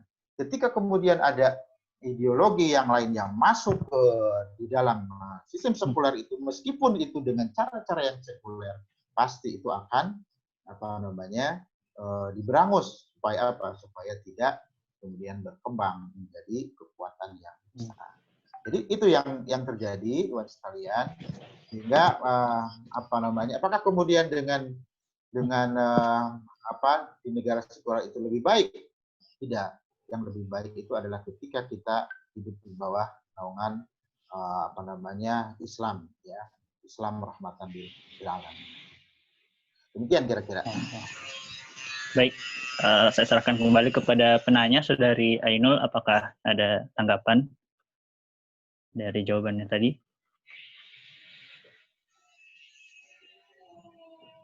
Oke, terjawab. Alhamdulillah, kita lanjut lagi ke pertanyaan berikutnya dari Karina di Makassar. Izin bertanya, Ustaz, bagaimana kita mengetahui bahwa virus sekularisme itu tumbuh dalam diri kita sendiri atau lingkungan kita? Dan bagaimana solusinya agar kita terhindar dari sikap sekularisme tersebut? Terima kasih. Ya, cara mendeteksinya adalah saya kira relatif mudah bagi kita. Yang pertama, tadi seperti yang saya sampaikan tadi, misalkan di dalam landasannya, apakah kemudian ketika kita melakukan satu perbuatan itu karena Allah Subhanahu wa taala semata atau karena yang lain, kan gitu ya. Apakah kemudian di dalam melakukan perbuatan kita, standar perbuatan kita apa? Standar perbuatan kita apakah kemudian kita menyandarkan kepada ahkamul khamsah, ya, al-ahkamul khamsah itu yang halal, haram, kemudian sunnah, makruh, dan mubah, kan gitu ya. Apakah kemudian dilandaskan kepada itu ataukah dilandaskan kepada yang lain? Jadi contoh misalkan ini saya masuk di kehidupan mahasiswa. Oke. Kita melihat fenomena mahasiswa yang menyontek. Dan saya, Mas Jaki, apakah kita termasuk kepada orang yang setuju dengan menyontek itu? Mas, jawab, Mas. Tidak, Ustaz. Tidak setuju. Mengapa tidak setuju? Karena bertentangan dengan nilai-nilai agama. Karena bertentangan dengan nilai-nilai agama. Meskipun nggak ketahuan loh, Mas, ketika kita menyontek. Ya, nah, menyontek itu adalah satu perbuatan tercela, kecuali kalau tidak ketahuan. Wah, kan itu kan mahasiswa kayak gitu. Jadi kalau kemudian ada paham seperti itu, ya, ada paham seperti itu, berarti itu adalah menunjukkan bahwa standar perbuatan kita itu tidak didasarkan kepada halal haram, tetapi didasarkan kepada maslahat. Kalau tidak diketahui kan nggak apa-apa, toh juga nanti nilai saya jadi bagus, nah, kan gitu ya. Nah, paham sekuler itu adalah mendasarkan standar perbuatannya itu kepada kemaslahatan. Ya, jadi kalau ada maslahat di sana, maka kemudian diperbolehkan. Jadi contoh misalkan dalam kerangka yang lebih besar. Kalau tadi nyontek gitu ya. Misalkan sekarang dalam konteks kebijakan pemerintah gitu ya. Oke. kebijakan pemerintah terkait dengan prostitusi. Bagaimana mindset ketika kita melihat prostitusi ini? Maka kemudian dikajilah, ternyata bahwa prostitusi ini menyumbang pendapatan asli daerah sekitar 40% dari pendapatan asli daerah. Kalau misalnya Jakarta. Ya. Nah, oleh karena itu maka kemudian ini bagus ini. Coba bayangkan ada 60-40% ketika kemudian ada prostitusi ini. Berapa banyak tenaga kerja yang bisa terlibat di dalam bisnis prostitusi dan ikutan-ikutannya. Ya kan? Berapa banyak multiplier efek? Nah, ini maka kemudian muncullah itu penelitian terkait multiplier efek dari prostitusi yang dilakukan oleh teman-teman ekonomi misalkan dari ekonomi dan lain sebagainya. Ternyata multiplier efeknya besar sekali. Ya, pertanyaannya, apakah kemudian kita akan melaksanakan melegalkan prostitusi ini atau tidak? Nah, maka ini kan sangat tergantung pada standarnya. Ketika kemudian standar kita itu hanya materi semata, dan kita melihat bahwa besar sekali materi yang akan dihimpun oleh prostitusi ini, maka kemudian itu akan dilakukan kebijakan, dilegalkan. Minuman keras misalkan. Gubernur DKI beberapa waktu yang lalu memutuskan hubungan kerja dengan perusahaan bir. Ya kan? Kenapa seperti itu? Ya kan? Kenapa seperti itu? Padahal anggota DPRD pada saat itu mengatakan bahwa kontribusi dari pendapatan kerjasama antara pemerintah daerah dengan perusahaan bir ini sangat besar dan sangat menjanjikan. Dan itu akan mampu untuk memberikan kehidupan yang lebih layak bagi masyarakat DKI. Nah, kalau seperti itu, apakah kemudian kita akan meneruskan kerjasama dengan perusahaan bir itu? Tentu ini akan sangat tergantung pada mindset kita. Apakah kita itu sebagai seorang sekularis ataukah sebagai seorang mukmin. Maka ketika kemudian kita seorang mukmin, betapapun besarnya multiplier efek itu, tapi karena Allah Subhanahu wa taala tidak meridhoi dan itu termasuk dalam sesuatu yang maksiat kepada Allah, maka kemudian ditinggalkan, tidak boleh dilakukan. Nah, gitu Mas kira-kira. Jadi untuk mendeteksinya adalah terkait dengan tadi standar kehidupan kita seperti apa gitu ya. Apakah standar kita adalah standar halal haram ataukah standar hanya berdasarkan pada materi semata. Itu salah satunya. Ya. Saya kira itu Mas, kira-kira. Mendeteksi yang lain boleh, misalkan ada ungkapan, kamu nggak usah, jangan bawa-bawa masalah agama lah dalam hal ini, nah, kan gitu. Itu sebenarnya adalah sedang mempertontonkan sekularisme, ya kan? Karena tadi katakan bahwa agama Islam adalah agama yang sempurna, sehingga kemudian semua itu diatur oleh Islam. Itu kira-kira Mas Zaki. Oke, baik. Bagaimana kepada penanya, Saudari Karina? Apakah ada tanggapan? Ataukah sudah terjawab?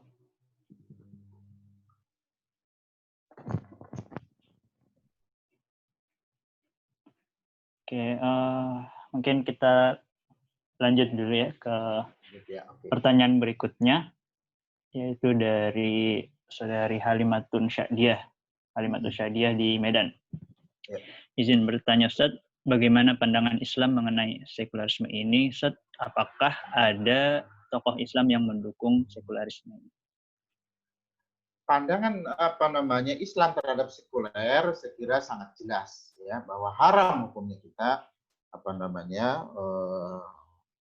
melakukan satu perbuatan yang menganut paham sekuler ini. Karena apa? Karena bertentangan secara diametral dengan keyakinan kita sebagai seorang mukmin.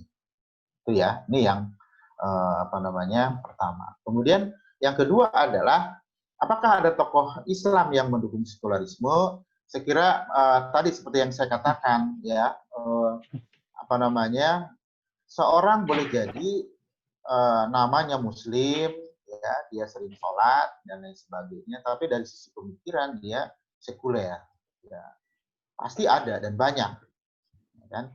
Kalau misalkan di dalam apa namanya di Indonesia, misalkan itu ada tokoh-tokoh yang masuk di dalam kategori jaringan Islam liberal, misalnya, kan gitu ya. Jaringan Islam liberal itu namanya juga jaringan Islam liberal. Jadi artinya bahwa mengedepankan liberalismenya, kebebasannya dalam konteks berpendapat.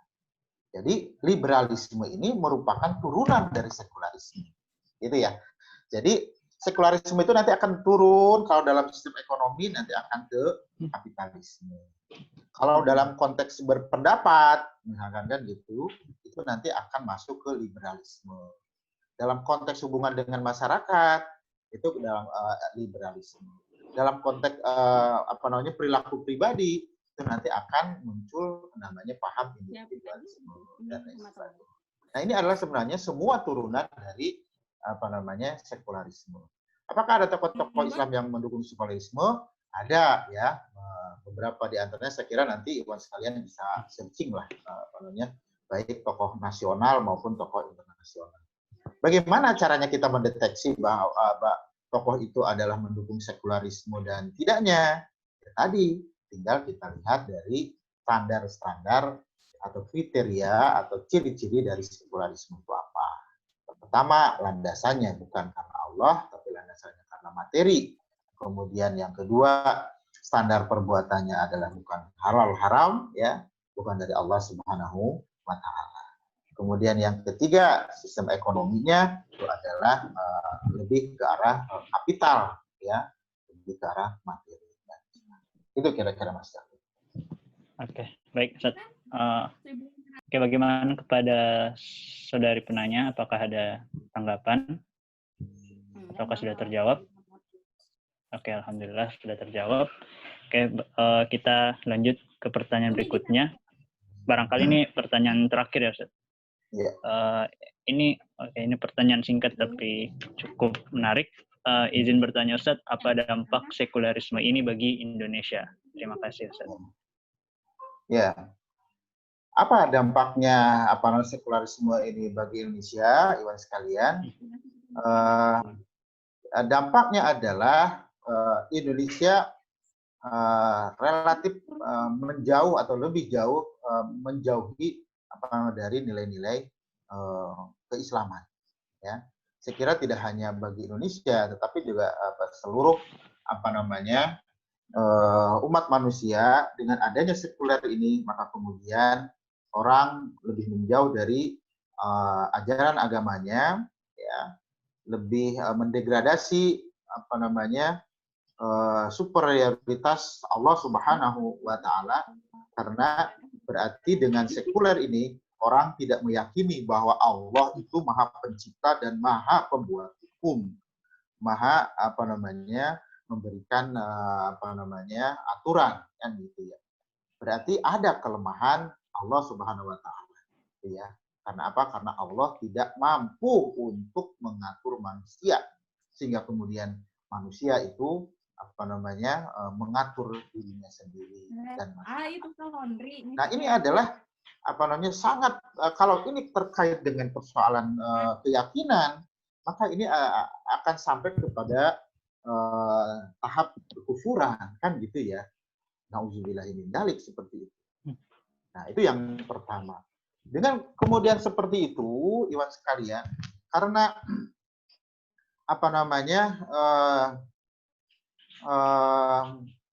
umat Islam dijauhkan dari agamanya dengan sekuler ini, padahal kekuatan umat Islam itu justru ada di dalam agama.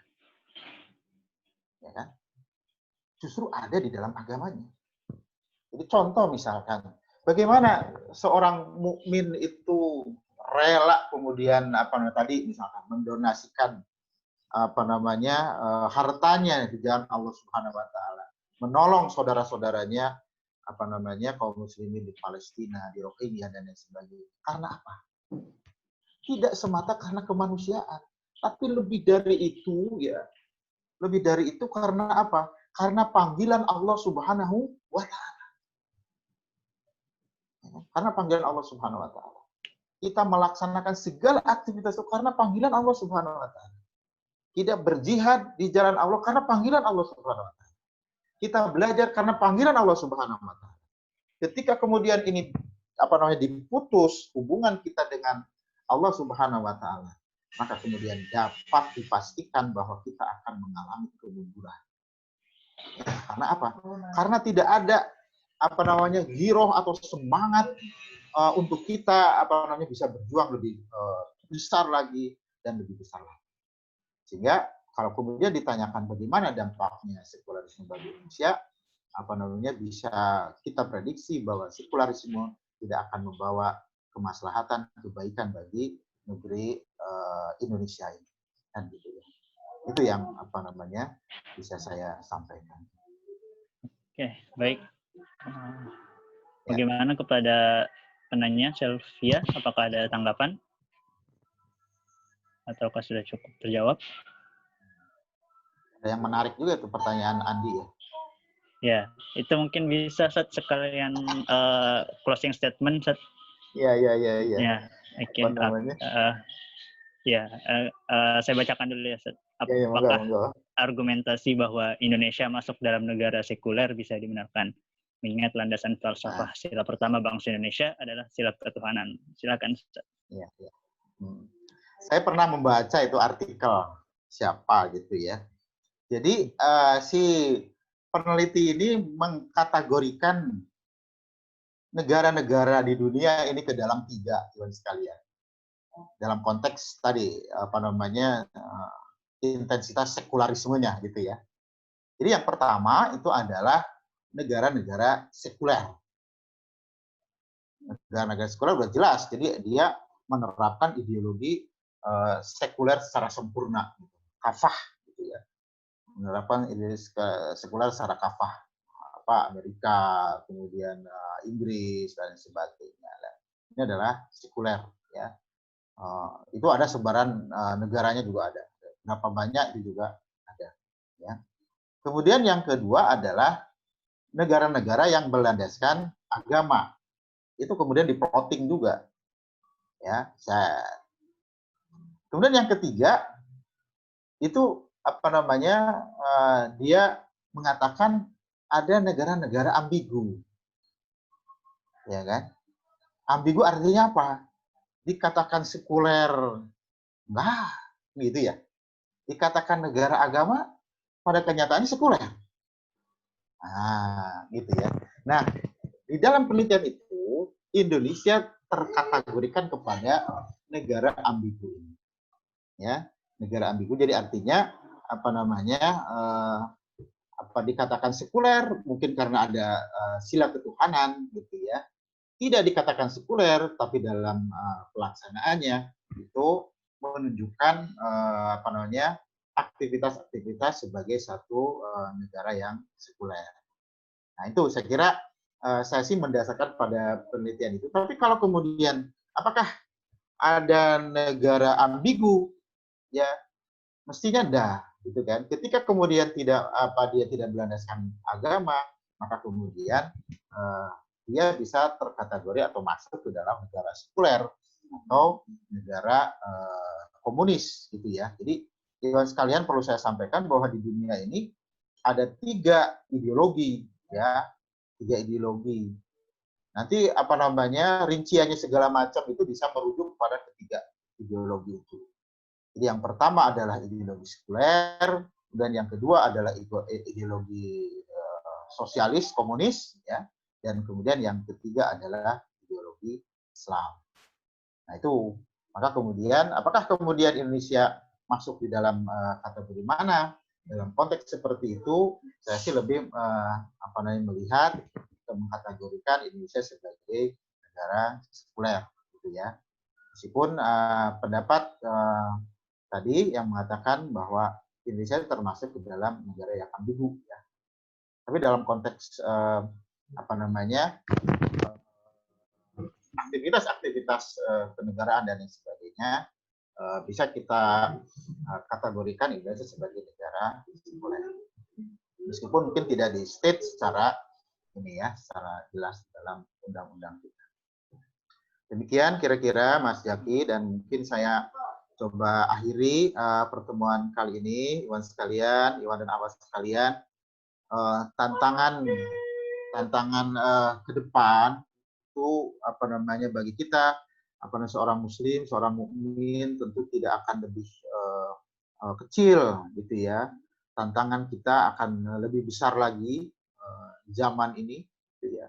Dengan semakin masifnya propaganda sekularisme di tengah-tengah kita ya, syukur-syukur kita bisa menyebarkan benteng pertahanan mukmin Islam ini kepada orang lain dengan melakukan dakwah yang masif. Minimal kita bisa membentengi diri kita sendiri dari hal-hal yang bersifat sekuler ya. Kita bermunajat kepada Allah Subhanahu wa taala, ya muqallibal qulub sabit qalbi ala dinika. Ya Allah yang senantiasa membolak-balikkan hati kami, tetapkanlah kami di dalam agamamu ya Allah. Karena apa, Iwan sekalian? Karena bisa jadi pagi hari ini kita bersama-sama mengkaji Islam, tapi kemudian nanti sore kita bisa kufur kepada Allah Subhanahu wa taala. Atau sebaliknya, sore hari kita seorang mukmin, tapi kemudian pagi harinya kita kufur kepada Allah Subhanahu wa taala. Wallahu a'lam bishawab. Hanya Allah yang mampu untuk membolak-balikkan hati kita, dan hanya kepada Allah lah kita berserah diri. Wassalamualaikum warahmatullahi wabarakatuh. Waalaikumsalam warahmatullahi wabarakatuh. Oke, alhamdulillah. Tadi sebenarnya cukup menarik ya untuk dilanjutkan diskusi yang pertama yang bagian terakhir itu, tapi berhubung kita sesi yang lain. Insya Allah itu silakan kepada teman-teman panitia ya dilanjutkan. Nah, alhamdulillah setelah banyak ini dan semoga bermanfaat. Di sini izinkan sedikit menyimpulkan teman-teman semua sebelum kita akhiri sesi diskusi ini. Jadi pada pagi hari ini kita telah sama-sama mempelajari terkait sekularisme, mulai dari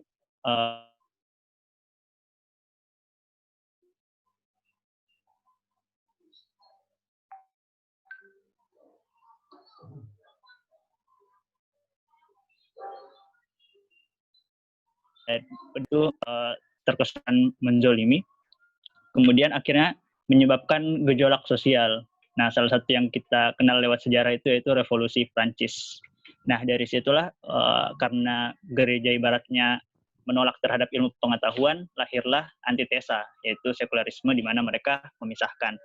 Dan akhirnya itu tersebar sebagaimana kita dakwah terhadap kebenaran, ada juga dakwah terhadap sekularisme seperti itu, dan pada akhirnya menjadi suatu ancaman tersendiri bagi akidah kita. Oleh karena itu, kita harus benar-benar memahami dan menyikapinya dengan benar sesuai tuntunan agama Islam. Seperti itu. Baik, mungkin saya sebagai moderator cukupkan sekian. Terima kasih banyak kepada teman-teman semua atas atensinya, dan Ustadz Ian Solihin atas ilmunya. Mohon maaf bila ada kekurangan atau salah-salah kata. Saya kembalikan lagi kepada saudara MC. Subhanakallahumma wa bihamdik, asyhadu an la ilaha illa anta, astaghfiruka wa atubu ilaik. Wassalamualaikum warahmatullahi wabarakatuh. Waalaikumsalam warahmatullahi wabarakatuh. Baik, syukran, jazakumullah khairan katsiran terkhusus kepada pemateri Ustadz Iin Solihin yang sudah menyampaikan materi yang begitu luar biasa, insya Allah bermanfaat buat kita semua.